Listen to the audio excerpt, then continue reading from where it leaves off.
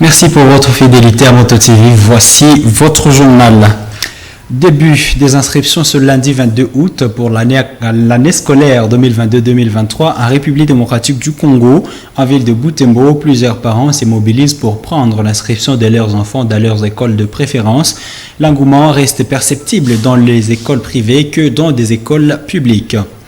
Et puis, profession de vœux perpétuels dans la congrégation des Petites Sœurs de la présentation des Maries au Temple ce lundi 22 août. Des 10 religieux ont émis leurs vœux perpétuels et 10 autres ont fêté leur jubilé d'argent de vie consacré. Voilà tout pour les titres.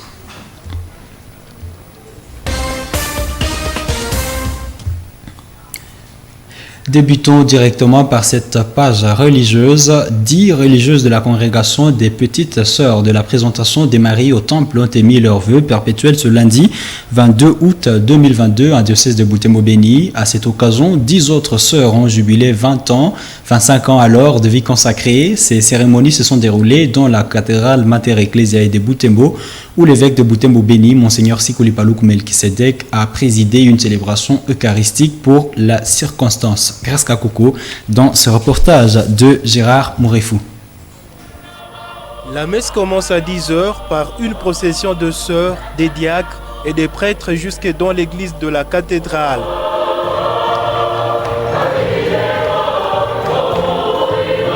La grande partie des participants à l'Eucharistie étaient essentiellement des sœurs issues de différentes congrégations. À l'appel nominal des élus du jour, 10 sœurs de la congrégation de Petites Sœurs de la présentation de Marie au Temple qui ont professé les vœux perpétuels.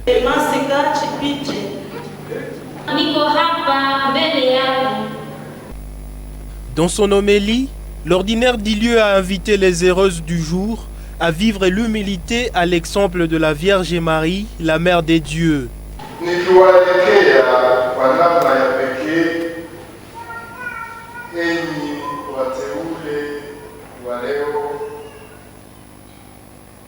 Je m'adresse d'une manière particulière à vous les heureuses du jour.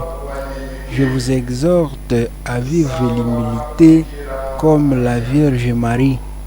Professez les vœux dans la congrégation de Petites Sœurs, la présentation de la Vierge Marie au Temple. C'est imiter la Vierge Marie pour le salut du monde. Quand vous cherchez à suivre Jésus de près, à l'exemple de la Vierge Marie, vous devez sans doute accomplir du jour au jour la volonté de Dieu. Vous êtes appelés à aimer Jésus comme votre unique époux.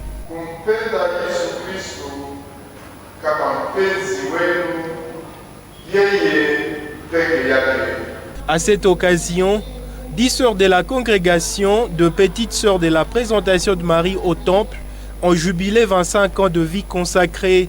Les religieuses jubilaires ont été couronnées, un signe qu'elles se consacrent avec fierté au Seigneur toute leur vie. Parlons éducation comme nous l'avons annoncé dans le titre de cette édition, préparatif de l'année scolaire 2022-2023. L'heure est aux inscriptions des nouveaux candidats dans des écoles primaires et secondaires de Butembo, dans cette ville.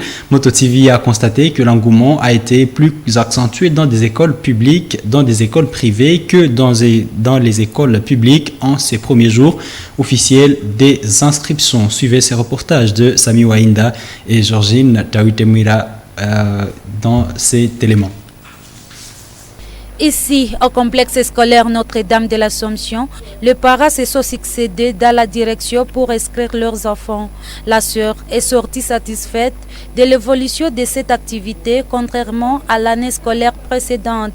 D'abord, grâce à Dieu pour les préparatifs de cette année scolaire 2022-2023 qui s'annonce. À commencer par le premier jour d'aujourd'hui, jour d'inscription. Bon, quand les parents sont en train de venir un à un, qui sont déjà informés de la date officielle pour les inscriptions. Nous les invitons à venir au complexe scolaire de l'Assomption, car les places sont très limitées, très limitées vraiment. Nous les invitons à venir, ils ne seront pas déçus. parce que nous visons au moins la formation de tout l'homme au complexe scolaire de l'Assomption. Au complexe scolaire Mach Doria, le nombre d'audiences accordées aux parents qui sont venus inscrire des écoliers et des élèves n'ont pas répondu favorablement aux attentes du préfet ce premier jour, mais il attend encore. Il n'y a pas encore beaucoup d'engouement. Les parents sont en train de passer parce que depuis ce matin, je n'ai inscrit que quelques 5 élèves. En tout cas, il n'y a pas beaucoup encore d'engouement. Dans des écoles publiques, les directions ont ouvert les portes aux inscriptions, mais les parents ne sont pas venus ce premier jour. C'est le cas dans la plupart des écoles primaires et secondaires, ici dans la vallée de Kavaendi.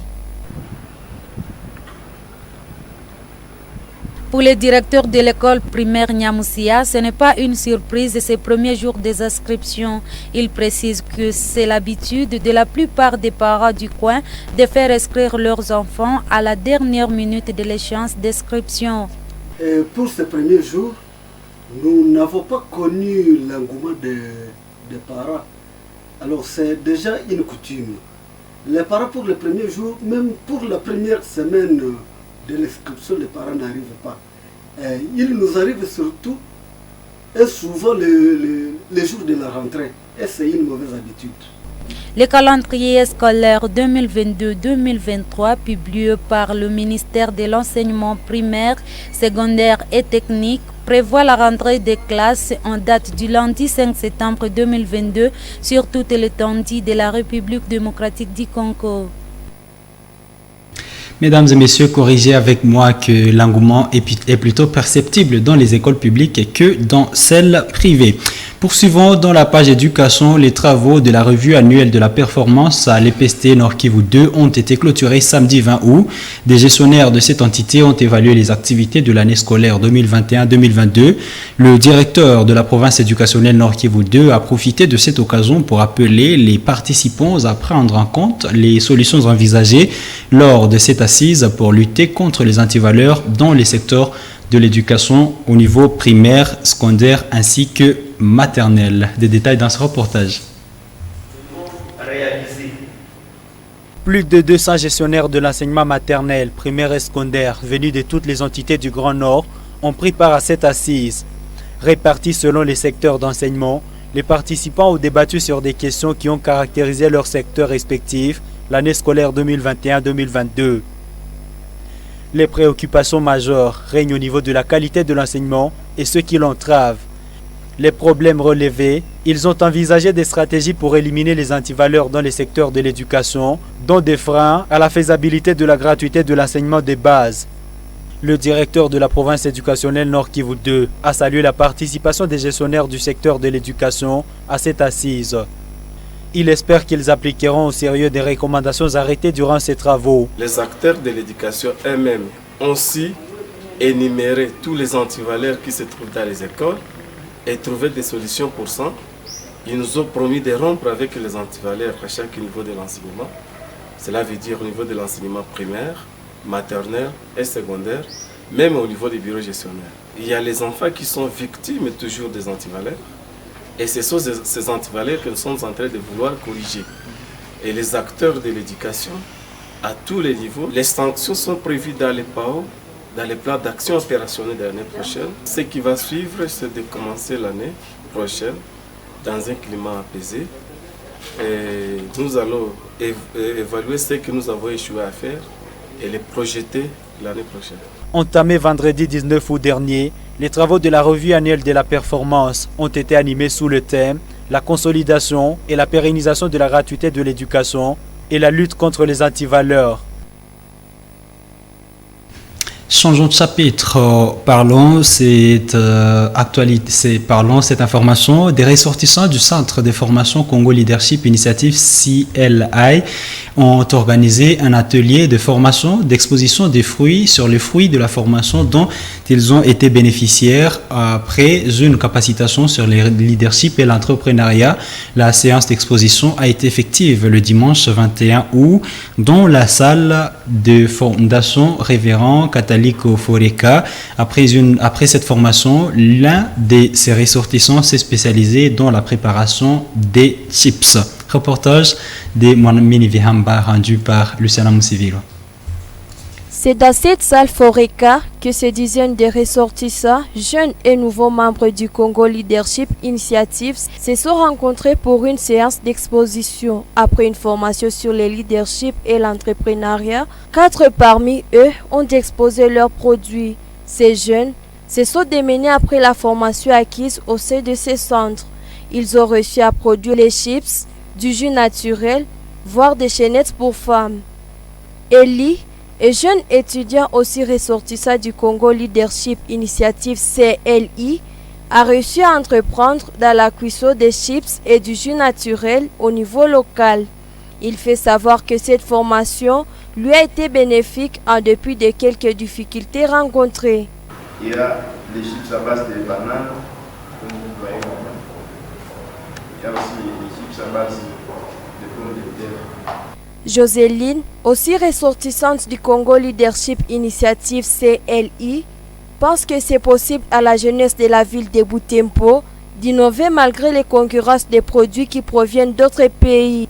De par son expérience en art de bijouterie, elle arrive à satisfaire les besoins des habitants au niveau local. Il dévoile son petit secret qui lui permet d'évoluer en art. Je pense que la base c'est d'avoir aimé ce qu'on fait. Parce que tu peux être en train de faire un truc, genre tu le fais, tu t'amuses seulement et tout. Mais pendant que quand tu le fais, pendant que tu aimes vraiment, disons vraiment que tu aimes le faire, il n'y a rien qui peut t'empêcher. Victoire Kakule, set manager au sein de Congo Leadership Initiative CLI, appelle les jeunes ambitieux à rejoindre le groupe pour bénéficier de cet accompagnement. Et surtout, moi, je vais appeler tout simplement les jeunes qui voient qu'ils sont vraiment qui se retrouvent dans ces critères de sélection, et qui sont ambitieux à pouvoir faire quelque chose, changer leur vie, qui veulent apprendre quelque chose de nouveau, de nous rejoindre. Parce que après la formation, nous avons un autre système d'accompagnement où les jeunes, il est orienté dans un domaine de ce choix, c'est soit pour apprendre certaines techniques, par exemple la pâtisserie et autres techniques bien sûr pratiques, pour nous permettre déjà au niveau élémentaire de pouvoir générer quelque chose. Congo Leadership Initiative CLI existe à Butembo depuis 2016. Le deuxième numéro du bulletin Jinsia Nadjami du collectif des femmes journalistes a été rendu disponible ce lundi 22 août. Ce numéro traite de l'éducation sexuelle et des conseils pratiques pour une transmission sans tabou des questions relatives à la vie sexuelle à la jeunesse. Nous écoutons ici Kasereka Kaswekera, l'un des rédacteurs de ce bulletin. Le bulletin Jinsia Nadjami, qui est un bulletin d'information spécialisé dans la promotion des droits de la femme, la lutte contre les violences faites à la femme, mais aussi la lutte contre les violences basées sur les genres. Ce bulletin paraît mensuellement, c'est un bulletin mensuel qui est édité par justement le CFJ et avec l'appui de ses quelques partenaires. Et aujourd'hui nous sommes au deuxième numéro. Comme je l'ai dit, c'est un bulletin mensuel, c'est-à-dire il paraît mensuellement. Le premier bulletin est paru le mois de juin 2022 et aujourd'hui nous sommes au deuxième numéro de ce bulletin et bientôt nous allons également sortir le troisième numéro de ce bulletin d'ici à Nadjami. Ce rôle, c'est de contribuer à la promotion des droits de la femme à travers des articles spécialisés. Comme je l'ai dit, c'est un bulletin spécialisé des formations sensibles au genre. Ce rôle, c'est de contribuer à la lutte contre les violences faites à la femme, mais aussi la lutte contre les violences basées sur les genres. Et c'est à travers des articles spécialisés, des articles sensibles au genre, mais aussi sans oublier l'aspect de la lutte contre la pandémie à Covid-19. Donc l'objectif, c'est de contribuer à une société plus égalitaire, de montrer à la communauté que les violences faites à la femme ont des conséquences énormes sur le développement intégral de la société. Alors pour le deuxième numéro, les grands titres, ça parle de l'éducation sexuelle qui reste un fléau dans plusieurs familles. Ça reste un tabou dans plusieurs familles. Et le deuxième numéro vise à encourager les parents et les enfants à pouvoir aborder chaque fois les questions liées à la sexualité avec leurs enfants afin de préparer une jeunesse responsable du point de vue de la sexualité, de la santé sexuelle et de la reproduction. Ces bulletins de formation est disponible d'abord en ligne. Premièrement, il est disponible en ligne sur les sites du collectif des femmes journalistes, notamment l'adresse www.cfj-rdc.org. Mais aussi, physiquement, on peut les retrouver au bureau du CFJ sur avenue du Centre, au numéro 40. C'est là que se trouve même le siège social du CFJ et ces bureaux sont disponibles là-bas.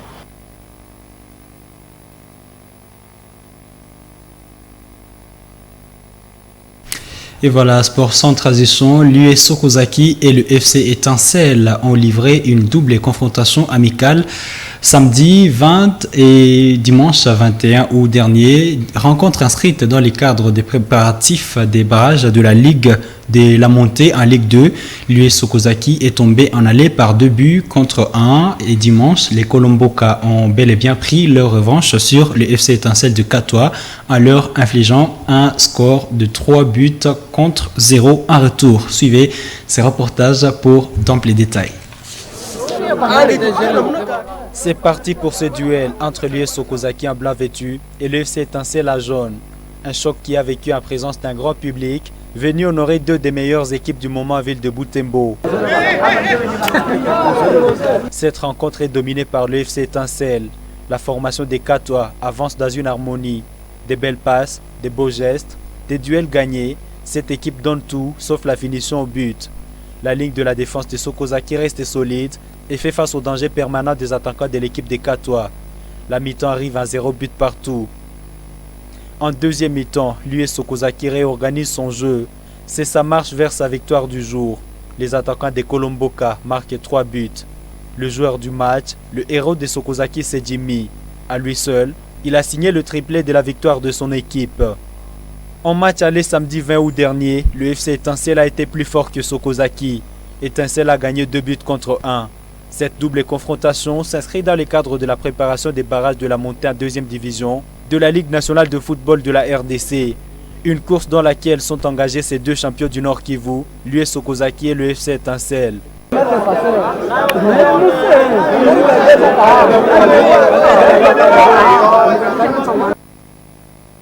Téléspectatrices et téléspectateurs de Moto TV, nous vous disons merci d'avoir suivi cette édition du journal. Elle est arrivée à sa fin. Nous vous remercions de l'avoir regardé du début jusqu'à ce moment. Ne vous déconnectez pas car le programme se poursuit sur la télévision communautaire. Au revoir.